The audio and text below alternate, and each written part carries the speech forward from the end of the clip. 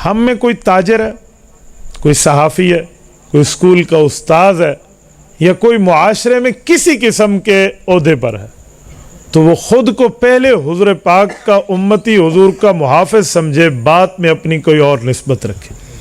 ये तय कर लें कि हमारी ज़िंदगी, हमारी जवानी, हमारी सलाहियतें ये सिर्फ़ रिसालत मआब अलैहिस्सलातु वस्सलाम की वजह से, अगर हुज़ूर ना होते तो हम ना होते। नंबर 1। नंबर 2, जब हम ये तय कर लेंगे कि हमारी ज़िंदगी रिसालत मआब अलैहिस्सलातु वस्सलाम की वजह से है, तो फिर हमारे लिए काम करना मुश्किल नहीं रहेगा।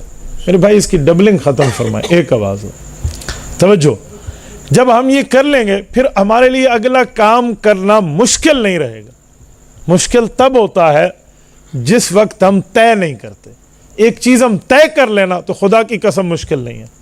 अब सुने, आयत ख़त्म नबुव्वत, हदीस ख़त्म नबुव्वत, इस पर 2-2, 3-3 हर बंदे की तैयारी होनी चाहिए। एक किताब मैं बता देता हूँ, वो आप ले लें, उर्दू में किताब है, बहुत आसान है, उसका नाम है ख़त्म नबुव्वत कामिल। मुसन्निफ़ है मौलाना मुफ्ती मोहम्मद शफ़ी रहमतुल्लाह अलैह, मुफ्ती तकी साहब के वालिद मोहतरम। उनने कुरान करीम की 100 आयात ख़त्म नबुव्वत की इसमें जमा की, और रसूलुल्लाह सल्लल्लाहु अलैहि वसल्लम की 210 अहादीस जमा की। ये अपने पास होनी चाहिए। बच्चों को, बड़ों को, छोटों को, औरतों को, मर्दों को हम इस पर रोज़ाना नहीं तो दूसरे दिन, तीसरे दिन कोई एक आयत का दर्स दे दिया करें। इसका फ़ायदा ये होता है कि बंदा दलील की दुनिया में एक मजबूत रहता है। मैं यहाँ पहुँचा तो मैं हैरान हुआ इन हज़रात की कारगुजारी सुन के कि चनाब नगर के बाद अगर कोई मामला मिर्ज़ा कादियानियत की ज़ुर्रियत का है तो वो कायदाबाद है।